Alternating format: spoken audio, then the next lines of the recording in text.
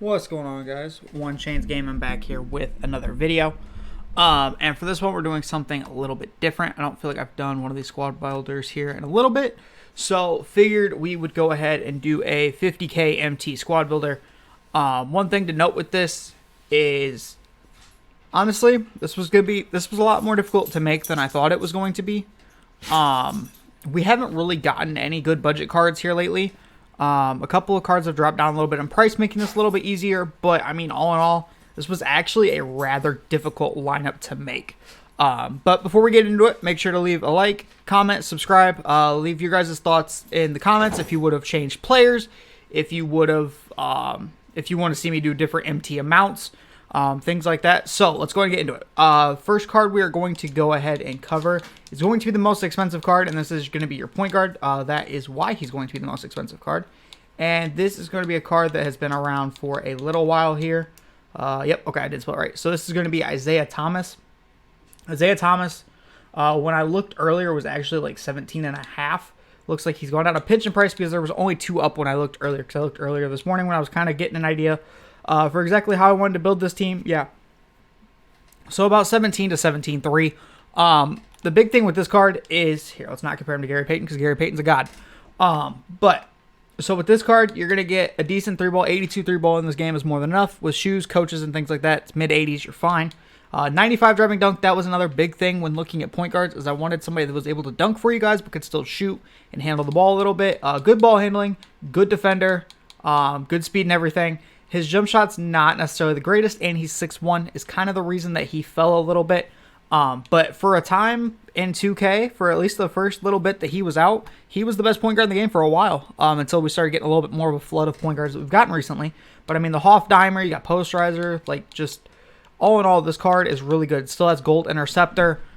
He comes with clamps and everything like that. So I mean, all in all, this is going to be by far the most expensive card in this set. So obviously, if you guys don't have enough MT for him, kind of let me know your guys' MT amounts in the comments. And I can always do squad builders based off of those reactions. And maybe I'll put something up on TikTok too as far as asking people what they want.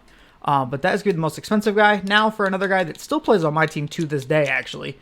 This guy is, the last couple of years we've gotten this card, I've always loved this card. And that's going to be Ruby Matisse-Thybulle. So Ruby Matisse-Thybulle is playing R2. I know this is not necessarily the tallest lineup in the world, but we're still early enough in the year to where it works. So he's going for about 2,500. So the big thing with Matisse-Thybulle, he's 6'5", 86 3-ball, 75 driving dunk, so not catching a lot of bodies, but he can still dunk in transition. 86 ball handle, so he can handle the ball for you a little bit. This is where Matisse-Thybulle matters, all right? 97 steal, 92 perimeter. So again, with coaches and things like that, you're going to have mid-90s perimeter. He does have also 86 speed, so he's not necessarily the fastest, but that 95 lateral quickness helps him stay in front of guys. And then you've also got the badges here. So for badges, you got catch and shoot, you got glue hands, you got pickpocket, you got clamps, interceptor, a lot of defensive badges. You may need to add a couple of offensive badges to him, but he does have like catch and shoot, hot zone hunter. He does have menace, things like that. So all in all, he does also come with bullet passer. So I mean, as far as a primary on-ball lock, this is who I would run. I would have Matisse guard on ball, and then Isaiah Thomas probably needs to guard the shortest person possible. Obviously, if you're playing teams that have like Magic and AK and all that, he's probably guarding the shooting guard in that case. But I mean, especially for this type of a team, I definitely think that those two pair well together. The next guy is actually going to be another guy that plays on my team. I'm kind of running a makeshift budget team myself right now, just because I don't want to spend a bunch of MT. But that is going to be the Ruby Sadiq Bay. So Sadiq Bay at the 3 is going to be, let's see. Okay, he's about 3K. So for this, he is 6'7", so he's a little bit taller than Matisse. That's why he's playing the 3. He does also come with an 86 3-ball, 80 driving dunk. Can't handle the ball as well as Matisse can, 79 3-ball. But again, defensively, he's solid throughout. So he's got 80s and all the important stats. And you can even kind of run him at the 4 because he does come with 84 rebounding, and then he does have 84 speed. His jump shot's really good, just like Matisse. They're both really good catch and shoot shooters. Definitely allows you to play that 3 and D, and they play lanes really well. I've been running both these guys pretty much the entire time, and I've had no complaints. So again, catch and shoot, corner. He's got a couple more shooting badges than Matisse does. He still comes with interceptor. He does also have rebound chaser, which is a big one. Blinders. He's got Sniper, which is a huge badge. Really helps you hit the whites. Bullet passer. He does come with silver clamp, so not quite as good of a defender as Matisse is, obviously. But still, especially since he's guarding pretty much the third option, he's solid enough in that role, right? Like, you're not expecting him to guard on ball for you. That's Matisse's job, or possibly Isaiah Thomas's job, but he definitely works out. Now, for a guy that, again, is on my team, he is actually, I think, probably the most talked about budget card in this game, and that is going to be Sapphire Jonathan Isaac. And I know you guys are thinking, okay, if you guys haven't watched any other videos, why on earth would I be putting a Sapphire in this lineup? So, here's why, okay? He's 6'11", can play your 3 or 4. So obviously if you have other cards, you can put him in somewhere else, right? He does have an 84 3-ball. He has an 85 driving dunk, 83 ball handle, 93 block, 84 steal, 85 perimeter, 80 interior, 84 rebounding, 83 speed at 6'11". He does also get catch and shoot. He has glue hands, he has pickpocket, he has clamps, he has interceptor, he has posterizer. Like, all the important badges this man has. Like, really, the only thing would be maybe to upgrade a couple of, like, his silver badges. Maybe add a brick wall to him if you're really going to get down and dirty with him. Maybe even, like, a rebound chaser, things like that. But, I mean, all in all, this card plays phenomenally well for me. Like, I'll even show you guys. He is on the actual main team right now. He was next to Giannis for a little bit, but actually he ended up getting dropped to the bench. But all in all, like, he plays so well. Like, I've always loved Jonathan Isaac cards, and he still has that jump shot 70 that he normally gets. And I really love that jump shot. I can't tell you why, but it's just, for some reason, like, I can easily tell where the timing is. It makes sense. Like, he plays really well for me. Now for starting center. Again, it's just in general, I feel like this team was actually harder to make than I initially thought it would be. But we are going to go with Mr. Wang here. So if you don't know, Wang is tall as can be, 7 foot, right? 89 3-ball on a 7-footer. 75 driving dunk. Not handling the ball for you, obviously. Defensively, he lacks a little bit. He's not going to be a guy that switches. He's not going to be great on the defensive end. That's why you have Jonathan Isaac there, right? You have basically your 1 through 4 to play defense. He's just there to try and get a stop on a center or play a corner, right? 72 speed, so again, not the quickest. But that 89 3-ball with his jump shot's really good. I don't know why. I can't explain it to you, but his jump shot works. And then he also comes with catch and shoot. He's got brick wall. Got rebound chaser, box. He's got blinders on him. Sniper as a center is huge. He also gets silver interceptor. He gets limitless spot up as a 7-foot center with a 93 ball. Like, his jump shot's super clean off the catch, up and down. Especially if you get, like, in a pick and pop situation, you get a shorter guy on him, you can shoot over most of them. Like, it's just, all in all, it's a really solid card. And especially for 4K, I definitely think he is worth copping because he will make sense as the starter as opposed to the guy that I actually ended up running off the bench.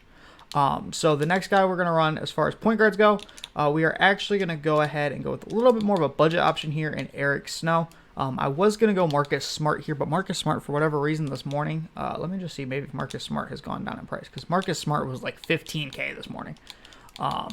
If Marcus Smart's gone down in price, we'll sub him in. No, Marcus Smart is still outrageously expensive. All right, so we are going to go with Mr. Snow here. So the one thing about Eric Snow is he's still going to be a shorter point guard, obviously. We haven't really gotten to the point here where a bunch of, like, the budget guys are, you know, available at that height, right? But, I mean, for 3,500, here's the thing. He's 6'3". He comes with a 93 3-ball. He cannot dunk the ball. That is why he'll be paired with the center that you guys will see once we get to the center. But 86 ball handling, so he can handle the ball. 93 perimeter defense. Again, that's something I'm going to stress. Is defense in this game is overpowered. Use it to your advantage, right? So 88 steal, 93 perimeter defense, 94 speed, so he's still really quick. And then badge-wise, you're still looking at catch and shoot. You're looking at dimer. You're looking at clamps. You're looking at mismatch expert, blinders, lucky number 7. Lucky number 7 is a very slept-on badge. If you guys don't know, if you shoot within the first 7 seconds of the shot clock, you get a boost. And that boost happens to be a pretty big deal. Basically, every point guard, basically everybody except for probably my center, at some point normally has lucky number 7 on. Just because, especially if you run a high-tempoed offense, it makes a lot of sense. If you run a slow-tempoed offense, you're more concerned with, like, taking your time. It's not going to make as much sense of a badge for you, right?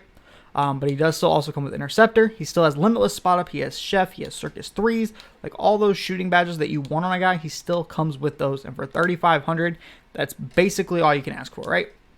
The next guy we're going to go with here is going to be a guy that is going to kind of tie into our small forward as well. Because here's the thing. Jarvis Hayes, right? He's 6'7", 86 3 ball, 75 driving dunk. Can handle the ball a little bit at 79.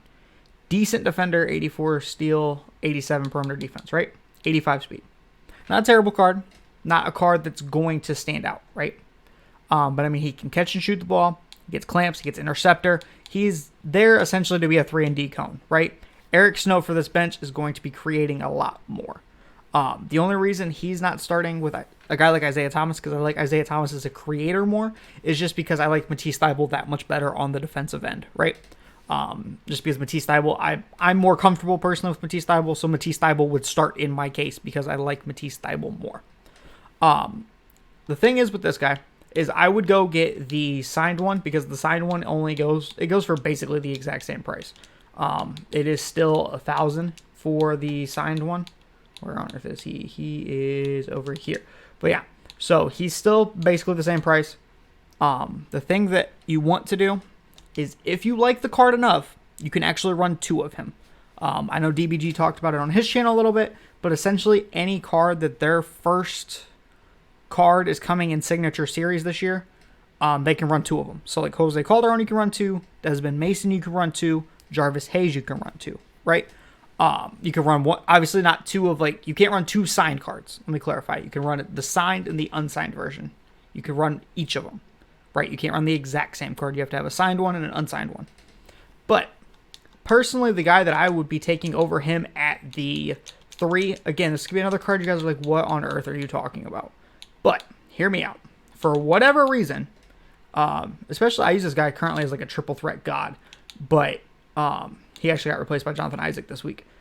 But Cam Reddish, all right? Cam Reddish is 6'8" at your 3.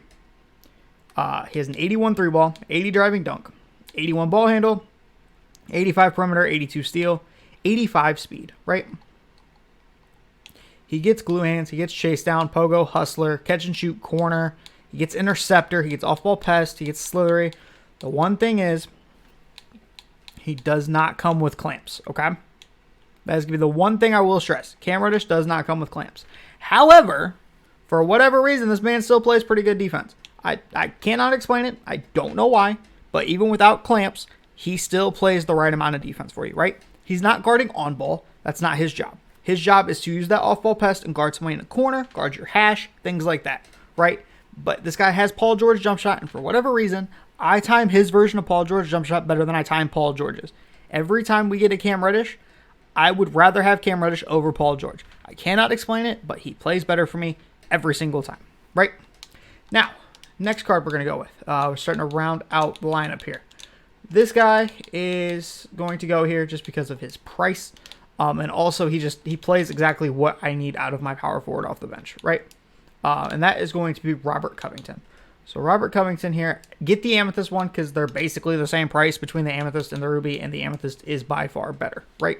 So you can get him about 7K, 7.5K, okay? 6'7", so a little bit shorter than Cam Reddish, but that's fine. 86 3 ball, 80 driving dunk. Can handle the ball. 85 all the way through. So he's able to switch, right? That's the big thing that I like out of Robert Covington. He's switchable because you can have 87 perimeter, 86 interior. Rebounding, not the greatest, sure. 86 speed, though, is a big thing that I like out of him. And then also the off-ball pest is huge because he's, again, not guarding the ball. It's not his job, right?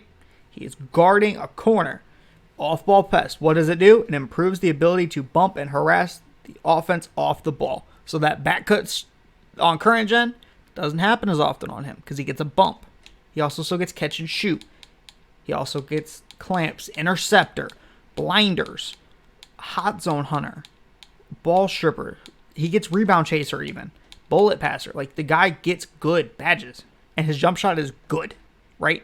So for a 3-and-D card, that's what I want on my power forward. I want a 3-and-D guy. I don't need a guy that can create. I don't need him to do all this fancy stuff. I need him to be able to defend, be able to catch and shoot, right? That's what Robert Covington provides. Now, for the last card, I feel like I'm going to get a lot of flack for this. I don't care. This man still plays for me, as I showed you guys earlier. I do not care. This man is still a top-tier budget center in the game, and his name is Josh Smith, right? Okay? The one thing I will say about Josh Smith is I put him in here as his base set card. He probably, you will need to get a shoe and badge him out a little bit, okay? I'm not going to lie to you. Base set Josh Smith is not as good as actual Josh Smith, right? So, okay. So let's just look at a base set Josh Smith, and then I'll show you guys mine, right? So about 5 to 6K, right? Okay. So here, go this way. Okay. So let's go here. So 74 3-ball, 90 driving dunk, can't handle the ball. I don't need Josh Smith to handle the ball. You know why? I'm going to show you guys why. This right here, these 4 stats between block, steal, perimeter, and interior defense is the reason I still run Josh Smith. This man will switch. If you get that stupid switch glitch, he switches and he's perfectly fine. I am more than content to let Josh Smith switch. I do not care. Josh Smith plays phenomenal defense for me. The paint stops that he gets, I don't understand it. I can't tell you guys why. He gets the paint stops for me. But 92 block, 88 steal, 88 perimeter, 91 interior. Has a 90 defensive rebound, 84 speed. See a little, is he starting to get outdated now? Yes, absolutely. Because the speed thing is starting to become a problem, right? 86 lateral quickness. That's another thing he probably needs to get up to, right? But general for badges, he gets Hoff Pogo. He gets rim protector. He gets posterizer. He gets limitless takeoff. He gets hustler. He gets glue hands. He gets clamps. He gets interceptor. He gets off-ball pass, post move lockdown, menace, ball stripper. And you can add more badges to him. Would add brick wall to him for sure. Would add box to him for sure because he doesn't get rebound chaser. Quick first step, things like that, right? Bullet passer is a big one. And then that's it. He can't get any shooting badges, but if you have him in the corner, you put let's say you put a +4 on him, right? Puts him at 78, okay? You then add, let's even call it gold floor general. So that's +3. That's at an 81. And then you're throwing it to him off of dimer. He's going to green it. You're fine. Jump shot's easy to time. He plays phenomenal defense. He dunks the ball. That's all I need him to do, right? Let me show you guys mine because I have mine a little bit more shootout. So let's see. What shoe did I give him? So I gave him a mid-range, or I think I bought the shoe on mine actually because this one has a midi on it. So mid-range, 3-ball, defensive rebound, speed, and strength. Probably should have been one with a lateral quickness on it, but that's fine. But I mean, all in all, this card plays phenomenal for me, right? He's got brick wall. I threw box on him. His interceptor's upped. I don't think you can up his clamps. But like just the important stuff that you can add to him, add it to him. He's worth it. 100%. The guy still plays for me today. He's worth it. So all in all, that'll come out to right about 50K. Probably a little lower if anything because auction prices fluctuate. But just kind of, again, use mine as a reference point. But yeah, that is the 50K squad builder. If you guys have any different comments on amounts you guys want to see or like a theme team you want to see or maybe just I build the best possible team in the game, anything like that, leave that in the comments below and I will catch you guys in the next one. Peace.